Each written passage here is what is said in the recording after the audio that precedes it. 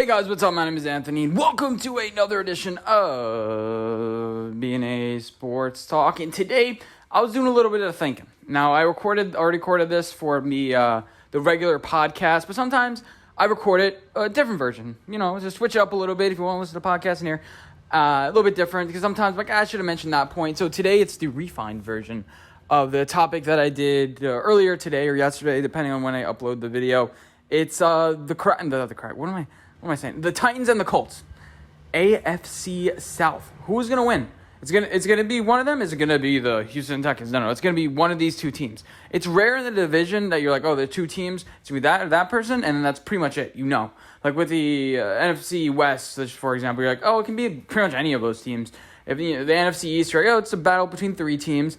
Last year, it was like either going to be Tampa or the Saints. But this year, you know, it's going to be the Colts or the Titans.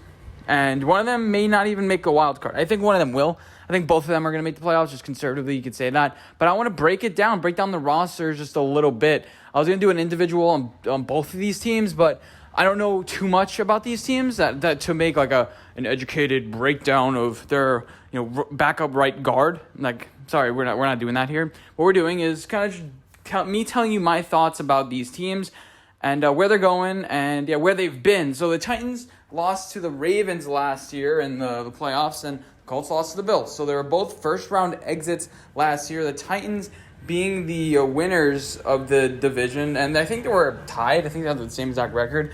But the Titans, their secondary is kind of depleted at this point. They already got rid of Logan Ryan, Adoree Jackson. He wasn't healthy, but he's not there. They decided to get Janoris Jenkins, draft Caleb Farley, and that's a big gamble there for your secondary. You don't really have that many other talents, I don't think, on that defense. Kevin Byard, and that's pretty much it. So you're relying on these two corners to be successful. Their linebacker depth feels like it's getting a little bit older just from the eye test. And then their defensive line, you have Jeffrey Simmons, who's a freaking beast, but you no longer have Jadeveon Clowney. He didn't really contribute that much to the team last year. So your defense, you're just relying on Mike Vrabel being like a hard-nosed guy and be able to succeed that way, and you're hoping that some players stay healthy. Now, that sometimes happens with teams, and they overperform. There's such thing as things, you getting lucky. Just because you do everything right, like the Colts do, feels like every single year, doesn't mean you're going to win the Super Bowl. Like, you felt like the Colts are making the right decision, not the right decision, and they still can't really be successful. And I'm looking at their cornerback depth now because I was curious. Oh, they did draft Christian Fulton. That's always good. And I don't really know a lot about the depth of these guys. They did draft Brady Breeze, but they also have a money hooker. But their cornerback depth, though, is a bunch of question marks. Now, go to that franchise guy if you want to see a breakdown of all these guys, because he's watched film on everybody. And I used to feel bad for not knowing about all these secondary players, but, we're just having a general conversation here. And then you look at the offense. You have the four guys, and then that's it. You have Ryan Tannehill, you have Derrick Henry, A.J. Brown, and Amari Cooper, Julio Jones. That's it. And there's a bunch of question marks on the offensive line here because you have Taylor Lewan, who's coming off of an injury. Again, I don't know a lot about their depth. They drafted Dylan Radunz, but I don't really trust a lot of their interior talent. I know, did they get rid of Kirstenberry? No, they still have Kirstenberry. I watched some film of him 2 years ago. I wasn't really overly impressed with him on the Rams when he was there, or no, the Chargers, I think, when he was there. I wasn't overly impressed with that. It's a bunch of olds. It's a bunch of olds and not really that talented on that team. And maybe they know something I don't. Then again, I don't know too much about the intricacies about them. And then the wide receiver core is pretty much too deep, and that's it. It's they have Deshaun Kaiser. Deshaun Kaiser's on the team. Fun fact, he's their backup. But yeah, they don't really have much besides running back. Hear good things about Brian Hill, their backup running back, but their wide receiver core is pretty much too deep. You look kind of like some things about Des Fitzpatrick. You kind of like some things about. Didn't they get Josh Reynolds? I think they got Josh Reynolds. Yeah, and then their tight end group is really, really weak. Anthony Firkser, he's this is probably the bottom 5 tight end group in the league. So there are a lot of question marks. And if we go to last season, just talking out loud, what they did do very well was run the ball. We all know that. Ryan Tannehill just being efficient, yet yards per attempt, 7th in the league. Rushing second in the league at every single category, but they really struggled with last year was at secondary, and we know secondary is the key. So you're hoping with a lot of question marks in that secondary that's successful. That's a real question. Now with the Colts in 2020, they had Phillip Rivers, and he basically just executed the offense.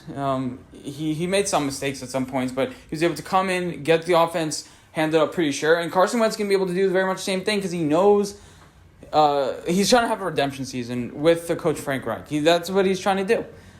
And I think he could. He's going to be taught the fundamentals once again. It's kind of like one of those things. When you get in trouble in class, the next week in class, you're the best student there is. Because you feel bad, unless you're bad, a bad person, but you feel bad about making the teacher upset. So you're on your best behavior because you want to get your rights back. You want to, be able to hang out at recess. You're trying to limit the time, like when you go to prison. I'm not sure. I think you get the school analogy, not the prison analogy. But I think you guys catch my drift. They were top half in the league in passing last year. You had, what's his name, come really on strong. Jonathan Taylor come really on strong. And they're really just good running back depth on this team. The defense was just average. They did improve a lot with that rush defense. That's something I got to say. But with the offensive line, they decided to go Eric Fisher and Kwity Paye instead of Christian Darrisaw in the first round, the third best tackle in this draft, in my opinion, and name another defensive end, maybe try to go after J.J. Watt or whatever. Now, they ended up getting in the second round Deo Onadegbo or something like that. And according to Chris Sims, he was the number one defensive end in this draft, which wasn't great, but still, he's number one. They got him in the second round. They didn't address offensive line until like Nate Fries or something like that in the last round. So they didn't really address anything whatsoever as far as offensive line. But you have a top 5 offensive line, even if that left tackle is questionable. And now Carson Wentz never had great left tackle play, you could say. But it's always been solid. I'm not sure Jason Peters is ever his left tackle. I'm trying to think who's been. Andre Dillard. The offensive line has always been questionable.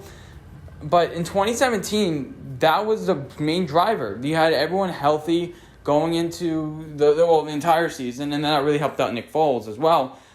But yeah, Carson Wentz needs a solid offensive line. You have a big question at left tackle.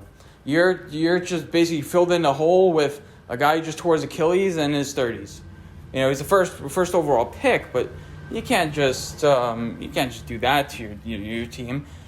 And and then their wide receiver core as well. It's not great. It's the bottom half in the league, I think. Just based on the a lot of, again, question marks. Paris Campbell, speedy guy, hasn't really proved much in his first 2 years. T.Y. Hilton, he's getting old. J.J. Nelson, Zach Pascal, Michael Pittman, a lot of talk. He could be pretty good, but that's pretty much it.